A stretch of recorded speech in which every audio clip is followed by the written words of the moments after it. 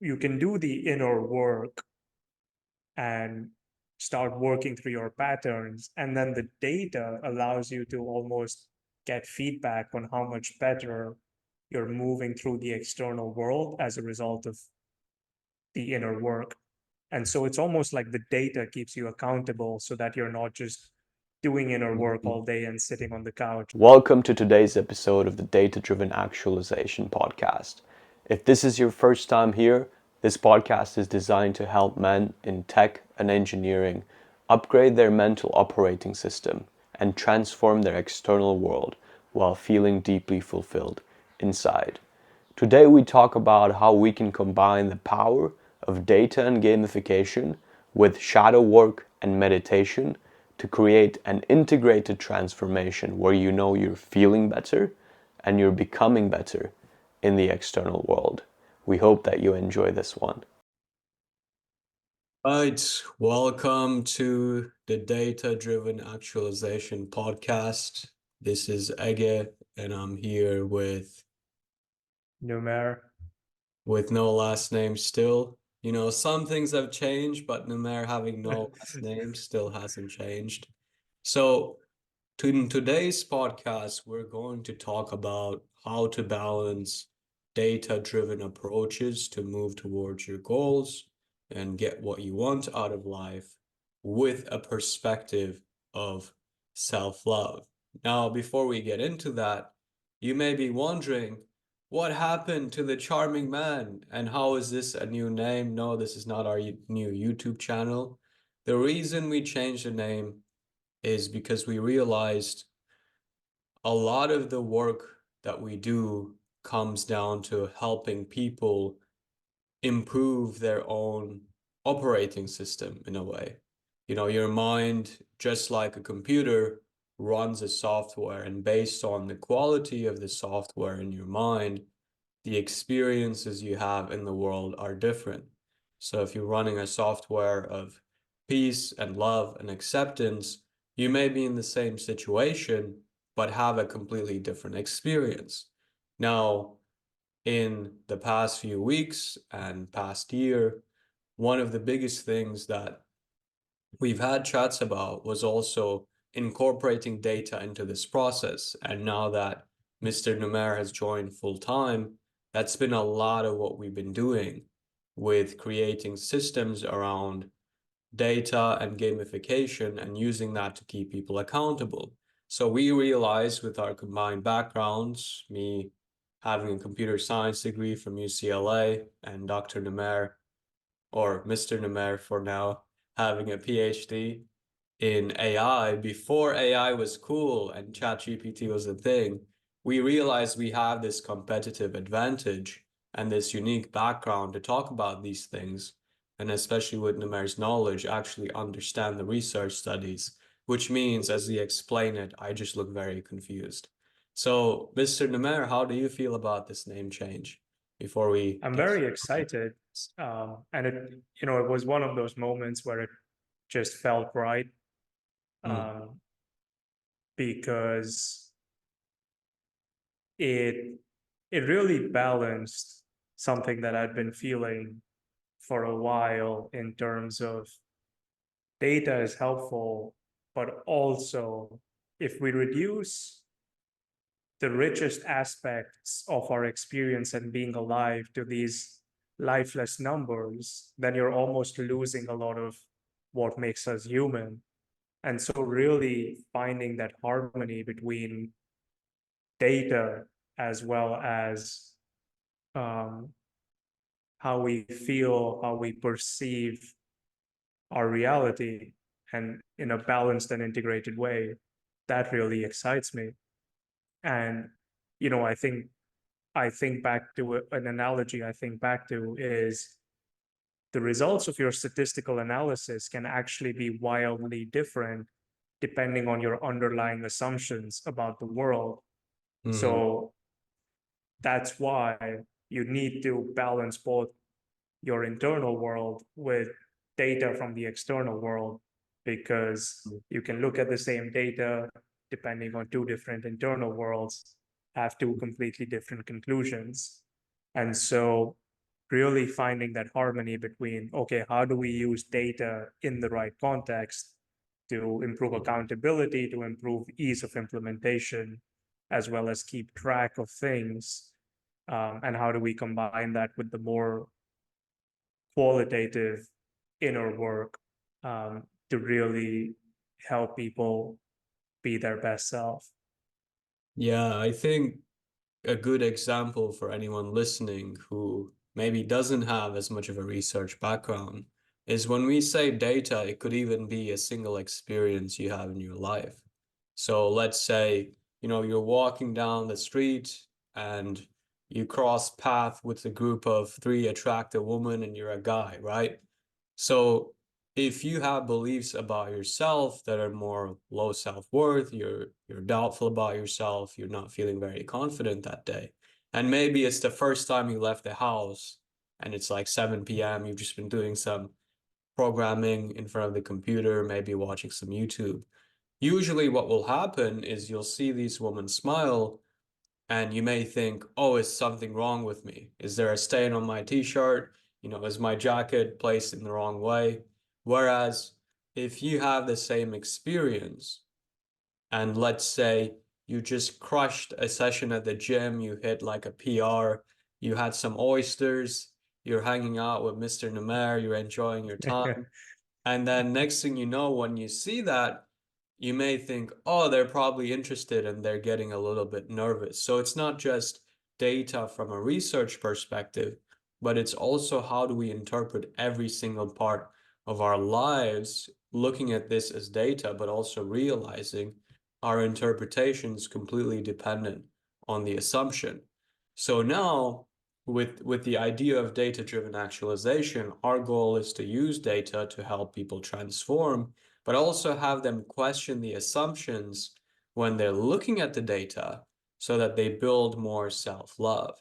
Because I think a good analogy about this is, I used to play a lot of League of Legends.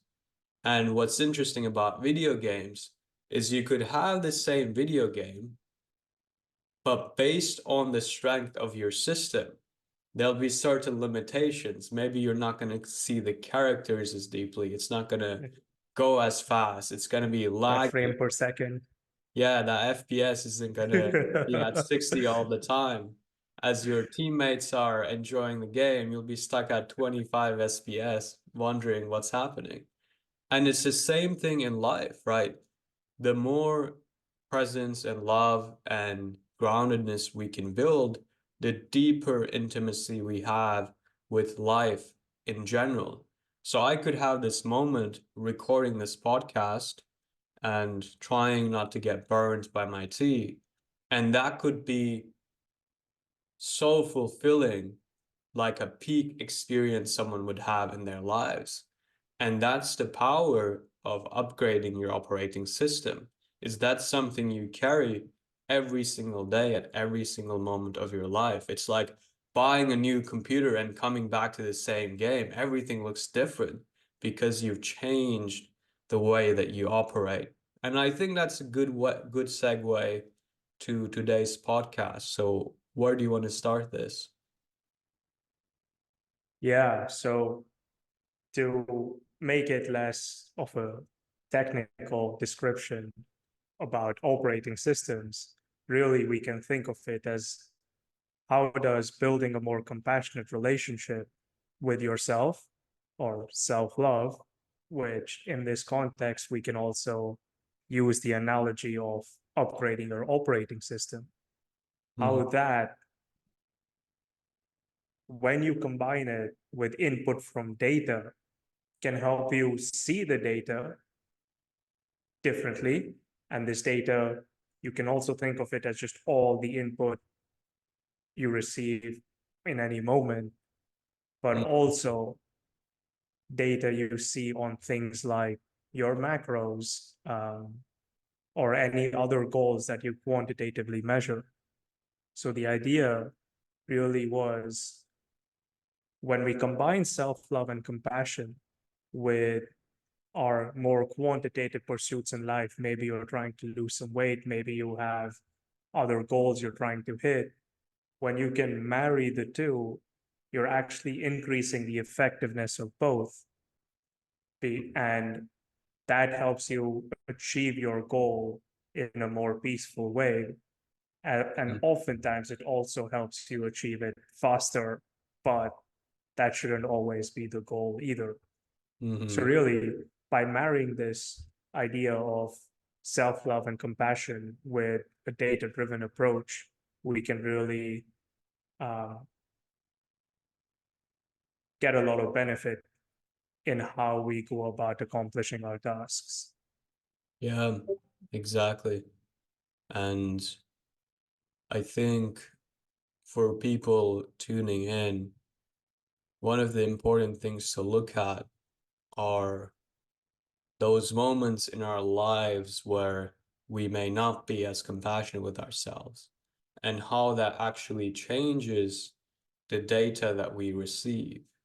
Like, isn't it interesting? I'm sure everyone's had moments like this where maybe you're out with your friends and you have one conversation that feels a little bit awkward. And then suddenly everyone in the environment just looks a little bit more closed off or hostile. And suddenly people start going like, oh, this place sucks. I don't like being here. Whereas really the place is still the same, but the interpretation is completely different.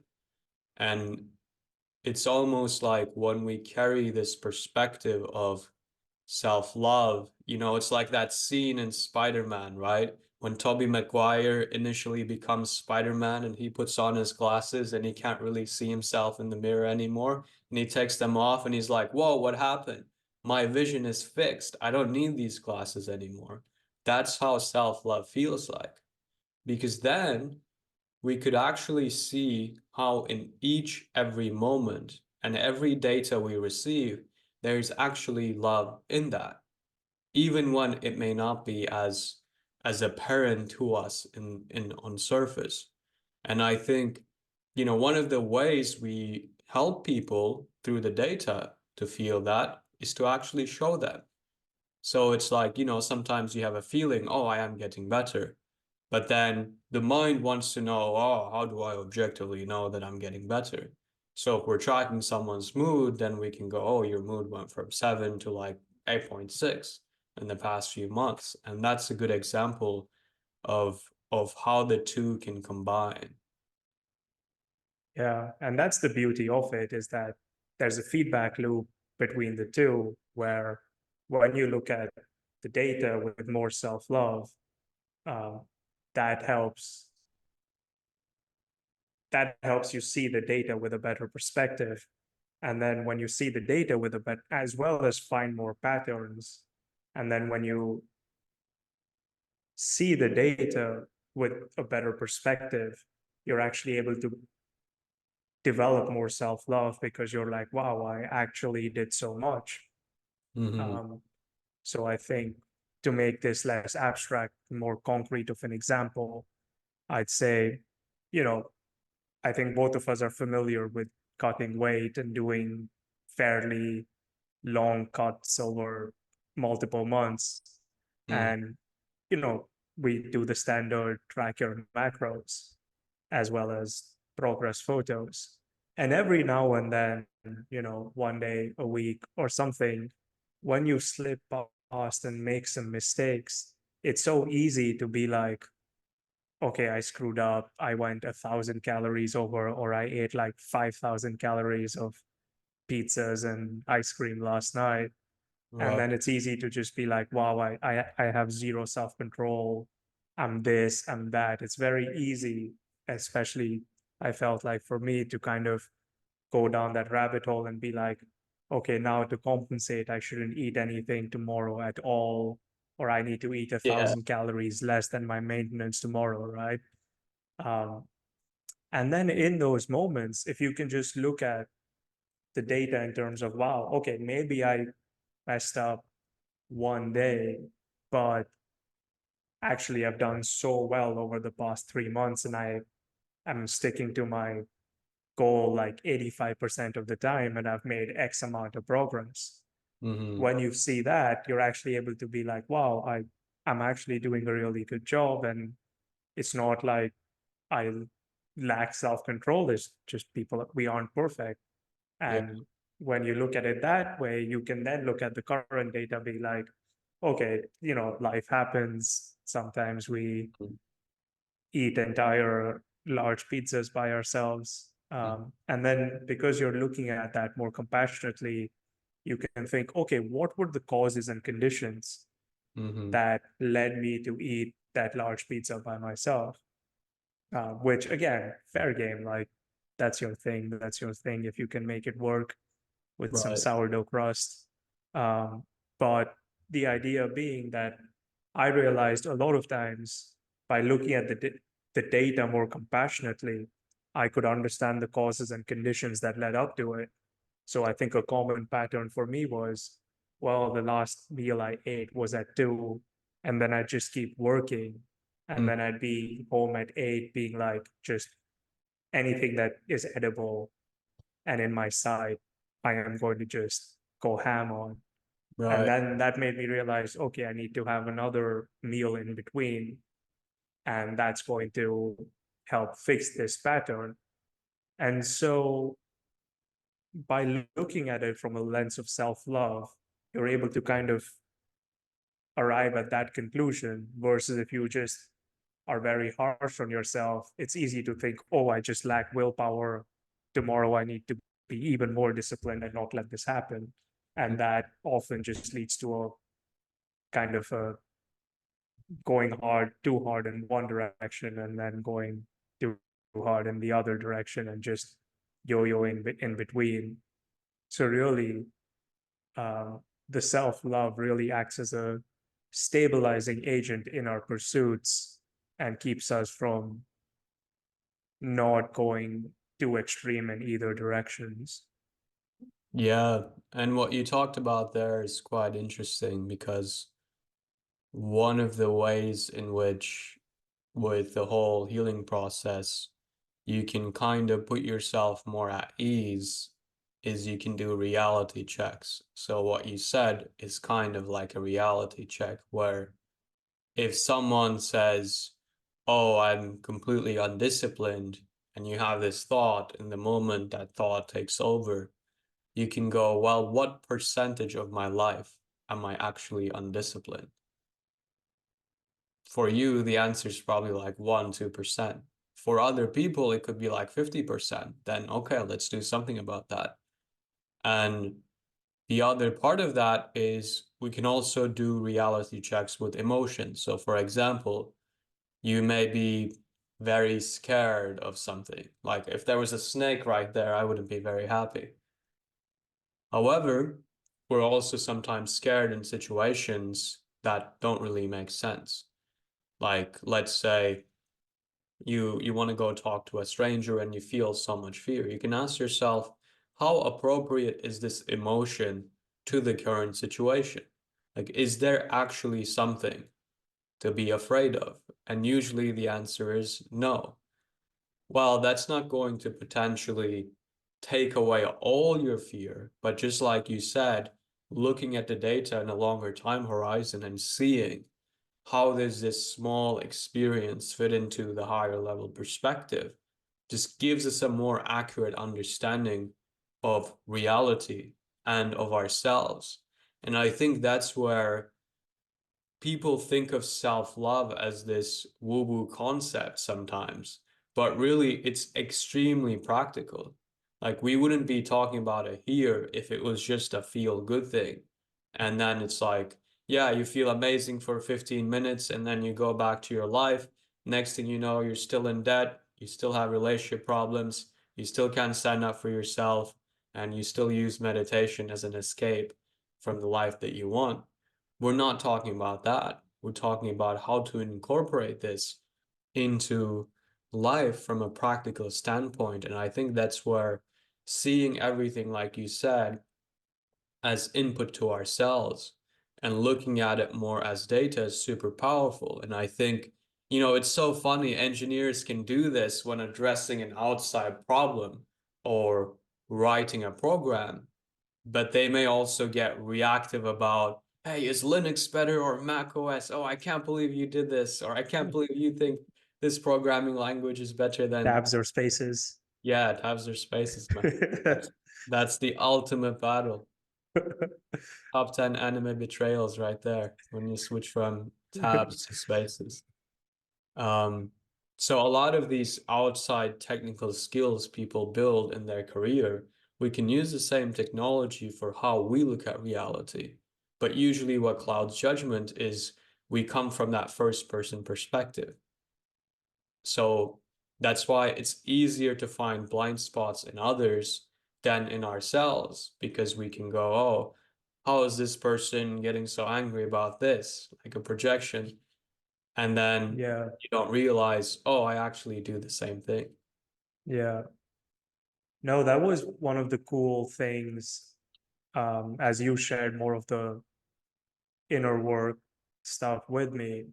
Like, because when I'd be doing research, one of my favorite things to ask would be a simple question saying, what is the strongest form of evidence we would need to see to either confirm or deny our hypothesis?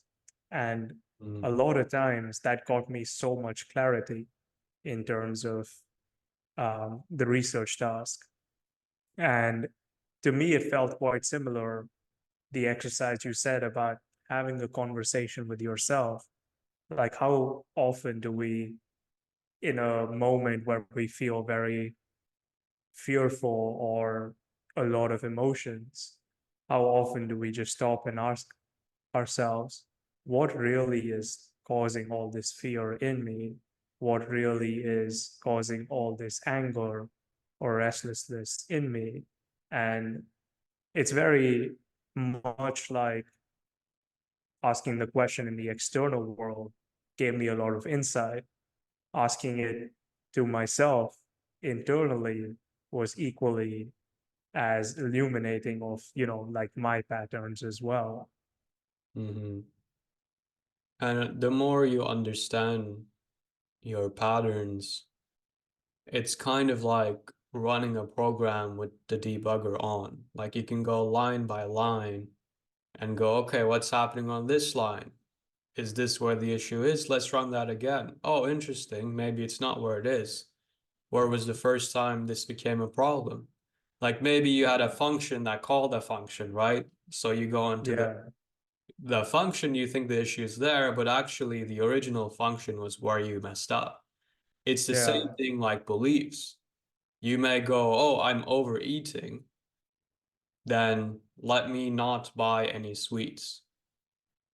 Lots of people try that, right? And some people succeed. But for a lot of people, they fall back. Why? Because they looked at the outside function of, oh, sweets are destroying me, don't buy sweets. Whereas the issue was maybe you didn't feel loved and you used food as a mechanism to feel loved. That's how I got fat when I was a kid. Because that was every me as time I well. had some ice cream and cookies, I felt like, wow, the world really loves me. This is amazing.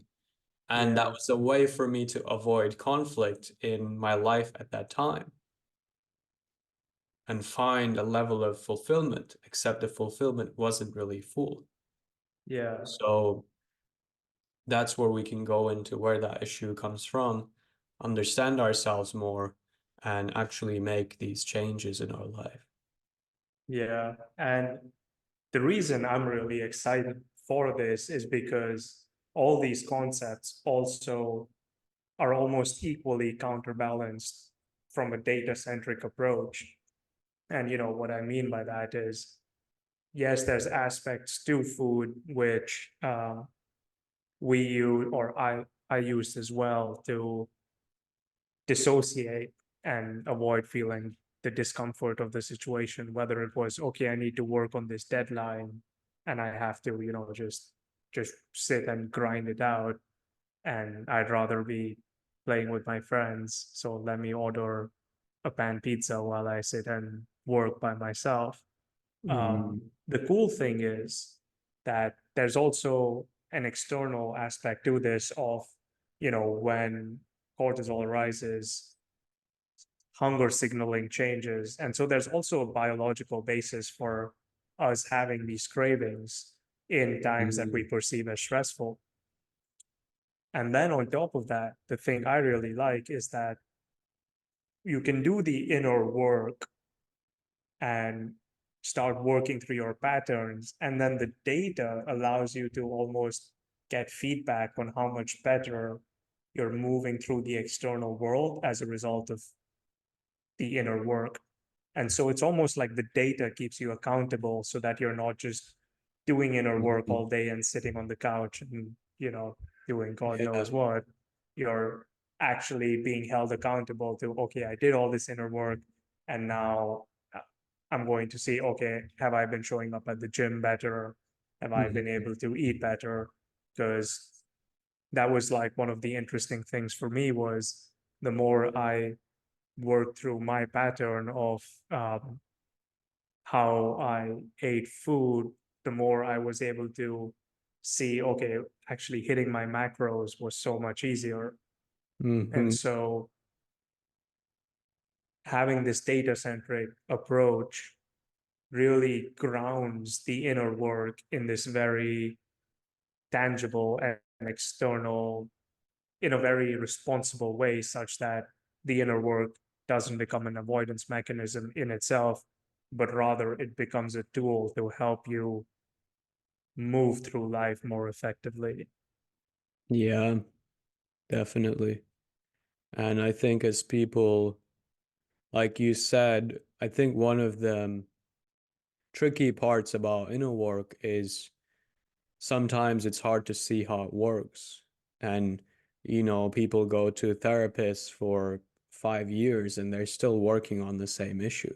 Nothing has changed apart from the fact that they've spent hundreds of dollars and talked about the same thing for a long time. And sometimes talking about the same thing from the Buddhist perspective also gives more hindrance to the same problem. So it's Yeah, important to know, not just like, oh, express your emotions and everything's okay and everything is all can be loved, which in some sense it can be loved, but it's also about being strategic about, okay, in this part of the healing process, where are we actually at? And is feeling this emotion, talking about this more, actually helping us progress forward?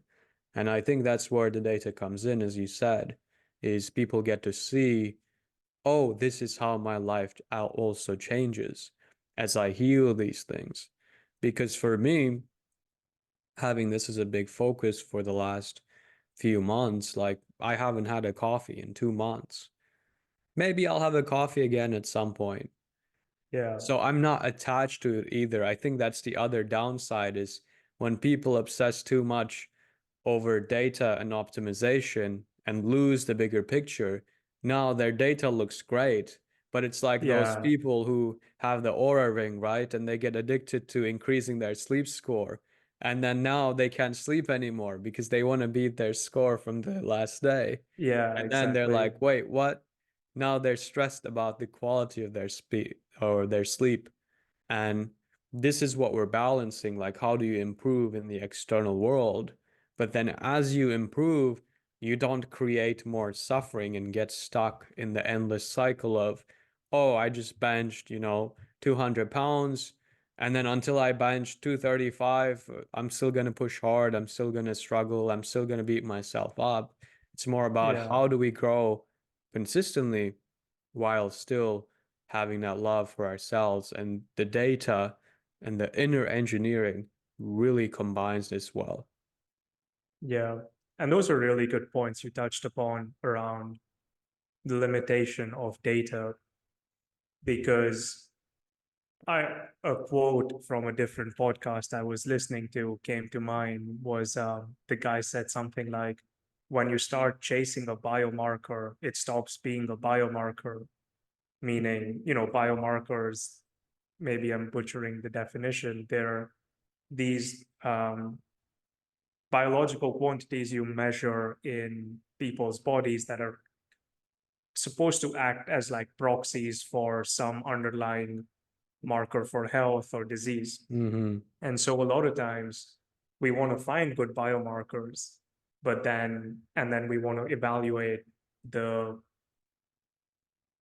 efficacy of our treatment on the effect on these biomarkers. But if you start chasing that biomarker itself too much, you're almost spending too much time optimizing that and losing uh, the bigger picture, which can then, a lot of times lead to rather paradoxical results. So, as you said, putting the data in the right context is very important, because another thing I found, after um, having like done a big lifting kind of stretch, was, and this was like 5 sets of everything, and I was just so done by Your favorite workout? I Hey, was so done what's by wrong the end. about 5 sets of forearm curls? Come on now. That training is Yeah. extremely important. Calf raises is where I draw the line. Like, I'm never doing calf raises. I don't care if they look like deer antlers. I don't Um, know, bro. It sounds like you're just not very motivated about your calves. When was the um, first and time you felt like this about your yeah. calves? Um, and I felt so burnt out. And from quote unquote a purely evidence-based perspective, yes, the training was optimal, but the more I kind of looked at the studies myself, and obviously I'm not an exercise scientist, I did feel like, okay, on average, these techniques are typically more useful, because a lot of these studies, what they'll do is they'll run a randomized controlled trial where you divide your subjects into two Hmm. similar groups, and then you give one a placebo or baseline treatment program, and then you give the other one your new program, and then you Hmm. compare like diameter of um, a certain body part to see, okay, how much muscle growth happened or whatever. And a lot of the times they'll be like, okay, if the average difference between these two groups was better for the new training program, then that's evidence that that's better. Hmm. But, and I think you've made this point before as well, was that yes, that was what happened on average, but what about within different people? Because as usual, there were some people who did very, very well with it, but there's some Hmm. people who did not so well with it. And, so if you only take the average, you're kind of losing that perspective. And Hmm. so after I felt so burnt out that I just didn't even want to see the gym for a solid year, I was like, you know what, maybe I need to be more cognizant of kind of customizing things more for myself and balancing the Hmm. stimulus with the fatigue, and really seeing, okay, maybe that even though that average is higher, maybe I could be on the lower end of people who don't respond as much and need to be more conservative. And Hmm. so really the data can't blindly be followed always, and you really need to put the data in context. And I Hmm. think that's where your skills come in really well, is because um, there's enough times where I'll just get caught up in the number, being like, okay, this is what it is. And then you will kind of explain the story behind why the numbers make look that way. Um, Hmm. and then, that actually changes the perception of the numbers again, because you're like, oh, it's a low number compared to what you were achieving, but maybe there were 5 more opportunities that were 90% of the way. And Hmm. so that really contextualizes the numbers again, which Hmm. helps you feel better, which makes the numbers look better, and then helps you build more peace and keep working towards your goal. So it really is this cool feedback loop between the two systems that also help you march forward and achieve your goals. Hmm. Yeah, I think that's partially, or that's one of the powers of having a good coach. We've had this conversation where you were telling me about how people are trying to cure depression with an AI bot. An AI bot is not going to do that because for people to really feel understood, supported, and loved, you need a human being because we cannot technologically replicate consciousness. The reason I bring this up is one of the downsides of being in tech is everything. Like when you're in tech, every problem looks like it is a tech solution. And that's very damaging sometimes because the outside technological solution people see is limited by the technology in their mind. And at some point, that technology could have an understanding of how energy and Eastern philosophies integrate with the Western philosophies. There is so many similarities between how a software program's run and how your mind operates, like the states we go through in TWIM and things like that. So I think that's where the data itself is not just a solution. And that's being very reductionist. You're actually getting craving around an intellectual idea. And what does the craving do? It causes suffering. Just like what we learn in TWIM, right? If you have craving around something, it starts from ignorance, goes through the links of dependent origination, and then eventually it creates suffering. And I think with people who are very intelligent, who are working on these problems, they need this evolution the most. Like they could use this the most. Because in the end, engineers or visionaries are the people who are creating solutions for the problems of the world. So if you have a blind spot around the solution you're creating, unintentionally, you have caused suffering to so many people. Yeah. It And I reminds me think, of the proverb of yeah, go ahead. when a man has a hammer, everything looks like a nail. Yeah, exactly. Exactly. And that's why part of the reason we switched our name was to actually show people data doesn't have to be reductionist and it can be integrated with energy, with love, with cultivating states, with doing inner work. Because there's almost this divide between like spiritual people who do a lot of meditation, who do a cacao ceremony and who go on retreats and who, for some reason, love going to Costa Rica. I don't know why. And then there's like the tech people who like to achieve and build stuff, and all this spirituality doesn't really make sense. And on the outside, it looks like a waste of time. Like, why would you spend your time looking inwards if you could spend that time building something meaningful for the world? But both parts actually have something to learn from each other. And this is where we come in. How does technology and the benefit of the leverage you get from tech, where we could tailor things specifically to hundreds of people that we would never be able to do on our own. We take the benefit of that, and then we take the benefit of energy work, of love, of meditation. Like when you sit into a state of emptiness in meditation, you realize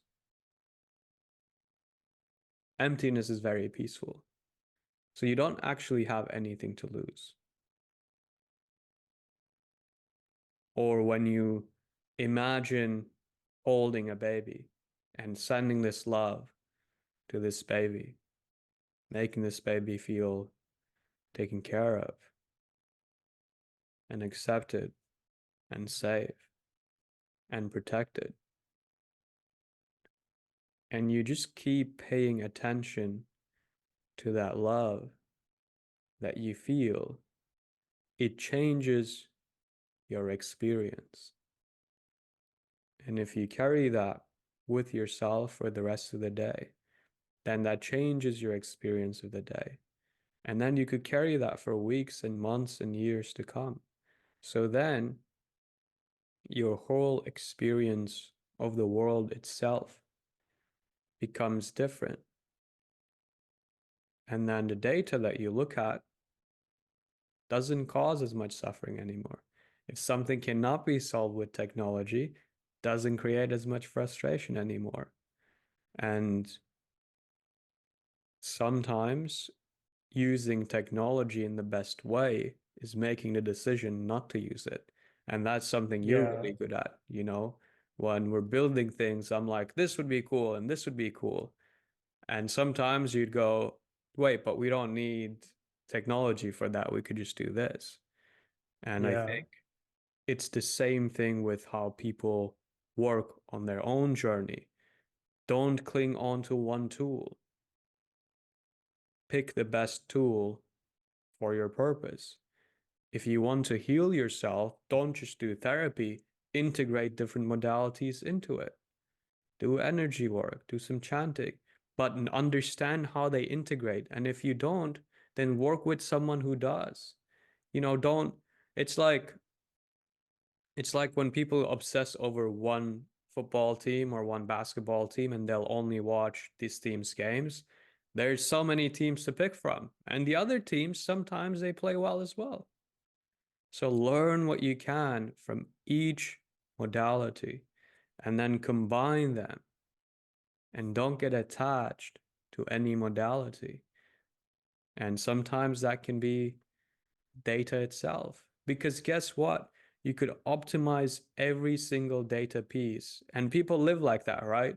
Like the like Brian Johnson, right? He has the machines, he has the blood test, yeah, he has the life. But then, dude, just go enjoy your time with your friends. You're gonna die at some point. yeah, exactly. And that's kind of, again, not medical advice, but a concept I keep in mind as well is like, well, the point of being healthy is so that I can run and kind of almost use it up or do things that are potentially stressful versus, if I wanted to be optimally healthy, I'd just make like this pod in my house that just has 10 different IVs that just feed me every single nutrient I need and have a artificial sunlight setting. And then I just have like maybe some holographic projection for social interactions. But, You it's talk to so the AI easy. girlfriend. Yeah. It's so easy to over optimize. And obviously you don't take it to that extreme, but in many ways, like, yeah, this our health is meant. I like to live with the idea that, okay, I want to use my health to run around, have fun, and versus and enjoy like some good meals versus having to obsess over every single meal and have to worry when if I'm at like a friend's birthday party and I can't even eat a slice of cake. Yeah. And so it's almost like, well, I work out the rest of the times so that every now and then I can actually enjoy myself and go out to a dinner with my friends where I'm not spending 10 minutes with the waiter being like, don't do this, don't do that, don't do that.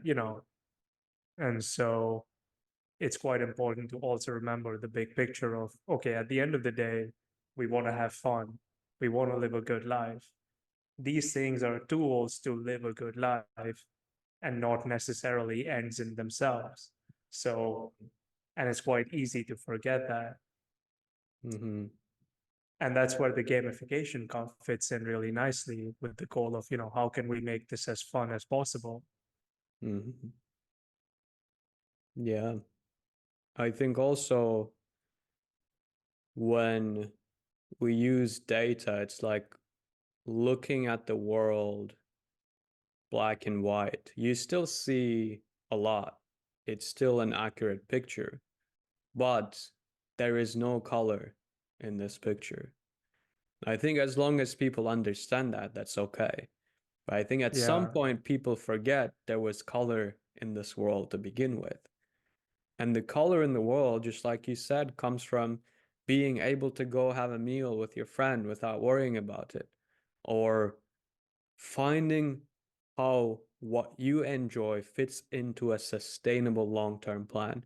Like even us doing this podcast, right? We had discussions around, oh, let's make these YouTube videos and really edit them and do these high edits or work with some editors, and it just burned me out. Like I loved making those videos, but editing for 10 hours a day, not really my thing. So what did we settle on? We're like, while we love talking to each other, we could have a conversation every day, and we do that anyways. Why don't we just share that with the world? And Yeah. maybe some people here are like bored, clicking off. They don't care about the podcast. Maybe this will take a little bit longer to grow. However, this is the most sustainable way for us that's working for us at the moment to build this business and to get this message out there. And I think that's what the data optimization misses. Like, there's a Mr. Beast video with tons of effects, and that's the best way to create a video because it's high click through and high retention. From a data perspective, it is. But then from the perspective of impact, how much impact does that actually create in your life? And I'm not saying like Mr. Beast is a legend when it comes to business and content or anything, right? So I'm not discrediting him by any means. What I'm bringing up is like we pick the data to optimize for, and then there are certain things deep down that we want to optimize for that data just won't represent. So if we can understand the difference between those things, then we can realize when we can actually make a choice that's good for us that affects the data in a negative way. And I think that's very Yeah. powerful as well. Like, oh, I enjoyed a meal with my friend, I ate something unhealthy. I love that. But today my nutrition was like a 4 out of 10 because I had 2 slices of cake. There is no reason to obsess over the data. And it's all about integration and that balanced approach. Yeah. I agree. Because even, when I was cutting very aggressively and I was down to 135, it was like, well, if I would have gotten back to a healthy eating pattern, yes, I would have put on weight, which um, from a data-centric perspective would have been a fail, but from a happiness and enjoying life and how how much vitality I had, that was an absolute win. And Hmm. obviously, it's possible to take these arguments to extremes in any direction. But Yeah. the idea is um, putting the data in context again. Like I think we repeated this a lot, but really knowing when to put which data in context is something that's very, very important when it comes Yeah. down to accomplishing your goals. Yeah. And that's one of the benefits of working with a coach because sometimes if a problem is new to you, you don't know how to put the data into context and you may actually optimize for the wrong thing.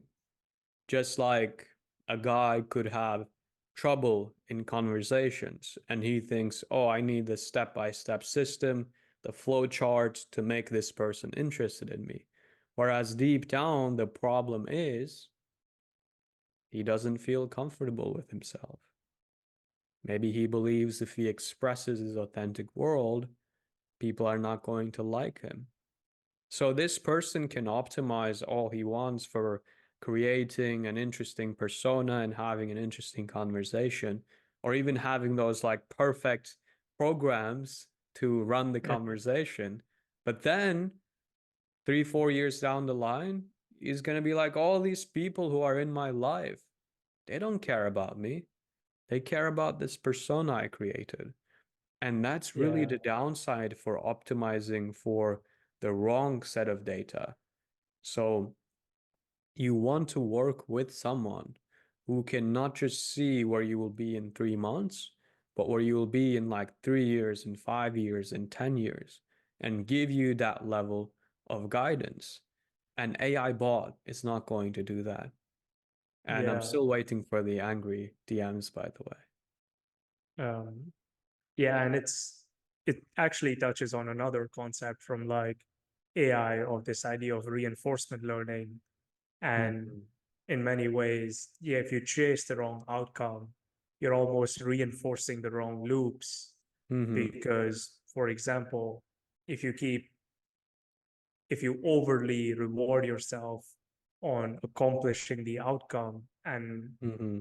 penalize yourself on failing to accomplish the outcome, you're reinforcing a lot of troublesome patterns that are going to, I guess, colloquially, I'd call it, you don't play to win, you play to not lose. Mm-hmm. And so it's also important to, as we've said, putting the right data in context will help you create the right reinforcing loops, which will also help you live more peacefully because you'll be able to kind of reward or feel love for yourself when you're just Mhm. taking the right action, or even if you're not taking the right action, instead of only allowing yourself to feel happy or get that reward when the Mhm. outcome has been achieved.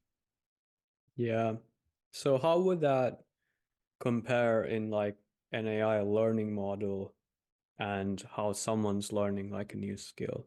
What would that reinforcement look like, and what are the similarities? Yeah, so um, this is my opinion. I'm not an expert by any means, but typically the idea is with AI, you're at a state which describes the current environment you're in, and then you Mm. take an action, and then you progress to a new state, and then you receive some reward. And typically, different programs will structure it different ways. The reward can be delayed. Mm-hmm. Imagine a chess game where you have to take many, many moves before there's even a reward. But you can kind of account for that mathematically.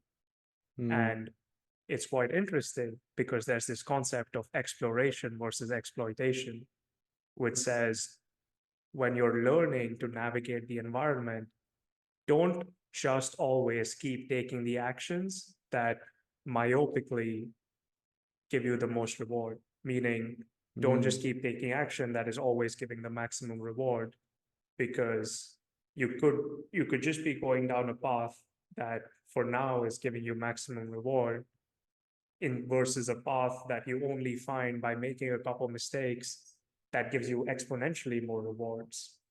Mm. And so it's almost quite similar to, it's easy to just chase the optimal in the short run on the data of like, okay, I need to lose 2 pounds a week, 4 pounds a week, and just blindly like go in a calorie cut versus giving Mhm. yourself um, permission to make some mistakes and then finding a more optimal path for you. Mm-hmm. So it is this idea. So that's quite similar to me and um, to how we learn skills, because Mm-hmm. the fact that we make mistakes and stumble across different alternatives versus just trying to be perfect and picking that most optimal reward every time, that Mm-hmm. allows us to explore the space of possible actions a lot more effectively and find potential paths that are actually even more rewarding versus if Mm-hmm. we had just kind of taken the safe route and maximally maximize the reward at every step. And funny enough, you know, my something I think to myself is, you found wisdom when you find that that pattern repeats itself in many aspects of life. Yeah. And so it's something I even find with like, it's easy to, you grow up, you're like, okay, I want to go to the best college. Then once Mm. you're like, okay, I want to get the best job outside of college. Okay, then once I do that, I want to get the best this, I want to get the best that. And it's easy to keep myopically, and obviously nothing wrong with this. If that makes you happy, please go Mm-hmm. for it. But it's easy to keep doing that. And then I know some people who've done that and then felt very burnt out. And Mm. I felt very burnt out as well. Versus if you kind of allow yourself to take the non-optimal path or the one that doesn't have the highest immediate reward, and this Mm-hmm. ties into looking over a long enough time horizon, you can find quite often other paths that will also be equally, if not more rewarding. Mm-hmm. So really not being afraid to make mistakes and try out different things is so important that it's literally coded in as a training procedure for all these algorithms in terms of exploration versus exploitation. That's super interesting. And one of the interesting things about that, since the algorithm is not a person, it's like there is no narrative. It's like, oh, I picked the wrong path. Cool. Let's just go for the next one. And there's no Yeah. time wasted on like, oh, I'm such a bad AI algorithm. I can't believe I made that choice. No. And I think in that sense, there's something to learn from that as well. It's like this very grounded, almost stoic approach of knowing if I just follow this, make some mistakes, I'll figure it out. And funny enough, that ties into even our own lives as well. Like we wouldn't have stumbled on this idea of having this podcast if we were like, oh, let's just talk and see what happens. And then realize, oh, this was actually really fun. And it seemed like people really paid attention. And even this, right? So I just realized this as we're speaking. When we first released these podcasts long time back, we were like, oh, it's probably, my mom, my grandma, and then some ex-girlfriend just stalking me who are watching these episodes. But then what happened? I got a few messages from people who are like, oh, I really like the podcast. Oh, thanks for putting on the podcast. Wow, I got a lot out of this episode. But in terms of just data optimization, the views were not there compared to other videos. But in terms of impact, it really stood out for people. So if we followed the data optimization, we would have just gone, let's just hire an editor and do high cuts and then go on the street and interview some people and make it shocking. But deep down, like I would have hated my life if that's what we had to do. Yeah. Whereas with this, by seeing the data underneath the data that's not on surface, that's not concrete, we're able to make more aligned decisions of how we want to move. And that's super powerful because then it doesn't matter how optimized your route is if that's not the route that you wanted to go into. And the deeper Yeah. you are in that optimized route, the harder it's going to be to go, oh, wait, I thought this took me where I wanted to go. Oh, now I need to go all the way back because I didn't explore any of this. And I think that's where people feel a lot of regret, not because they haven't optimized, but because they optimized for the wrong thing and they never really questioned, Yeah. is this what I actually want? And when you have Yeah. self-love, yes, Paul, when you have self-love, what happens is you can have this question at the back of your head. Because if you love yourself like you would love your younger brother, then you would go, am I actually enjoying this? Is this in line with my long-term vision? And we're talking about love here. We're not talking about a spoiled child. Like if I love having dessert, that doesn't mean I'm gonna have dessert at, I don't know, 10 a.m. in the morning. Maybe on some days. But Yeah. that's where with this perspective, we're able to move more efficiently, not because we're moving faster, but we're moving with more wisdom. And it comes down to one of those like classic proverbs of like slow is smooth and smooth And is smooth as fast. fast. Yeah. Yeah. The other proverb that came to my mind that I think is from the OG algorithms book is premature optimization is the root of all evil. Yeah, I hate when premature optimization happens. Yeah. Um, But success loves speed, right? yeah. um, yeah, it is one of those things of it's trying a lot of things out to find what you resonate with is often uh, uh, a good approach. Yeah.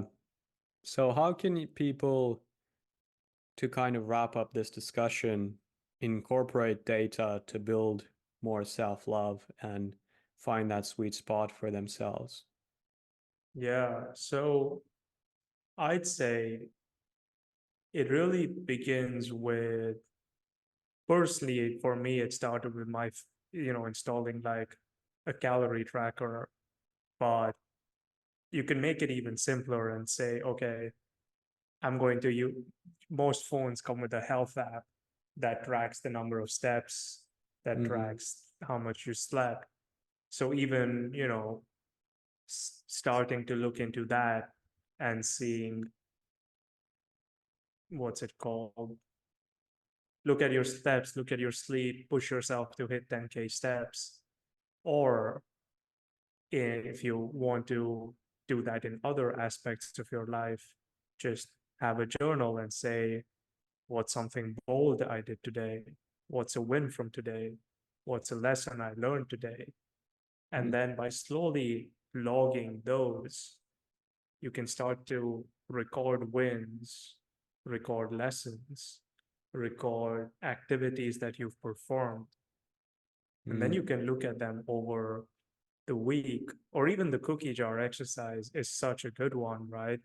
Because Yeah. really what you're doing is you're building this jar with like 20, 25 data points on why you're such a good, why you're brave, courageous, etc., etc.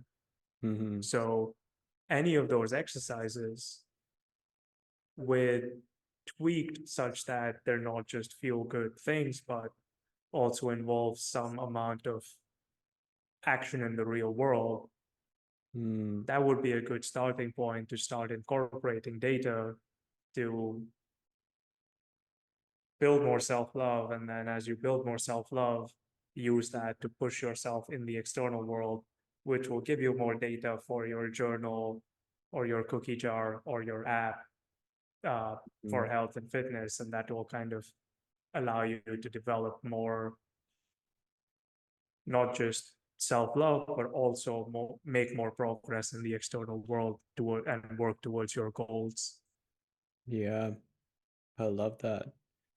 And yeah, the cookie jar exercise is super useful. Just collecting your wins physically, because for some people, the emotional state they're in clouds their judgment so much that they just forget all the positives that came from an experience. And I think that's when the data is very useful, is it gives you the facts and doesn't really care about your feelings. So Yeah, sometimes that may feel very blunt for some people, but then it provides a layer of accountability, but also a layer of support. And especially if we we build our own ability to receive data without creating a story about ourselves and what that means, and being in control of that narrative, like you said, instead of going, wow, I ate 5,000 calories today. I'm so undisciplined. Like, what? Can't believe this happened again. We can just look at, like, now, if I do something like that, which rarely happens, but if it happens, I'll look at that and I'll go, okay, let's not do that tomorrow. That's it. yeah. Compared to the regular persons of like 15 minutes of just self-hate and self-judgment and Get on all the those treadmill thoughts. and run 45 minutes to burn 600 calories. Yeah, exactly. Which I used to be there. Like I would overeat and I'd be like, all right, I guess we're starving tomorrow then. And then the whole day, the next day, you're just like, what is going on? And you're not even living that day, right? It's like Yeah, we have a number of days to live. So why don't we optimize for fun and love and peace and joy, but also move towards our goals and combine the strengths of self-love with the strengths of data to create the life that we want. yeah, exactly. That's a good note to wrap up the podcast on. Sounds good to me. Well, this is Ege, This is Demer. and this is Data Driven Actualization. We'll see you guys in the next episode. Thanks for listening.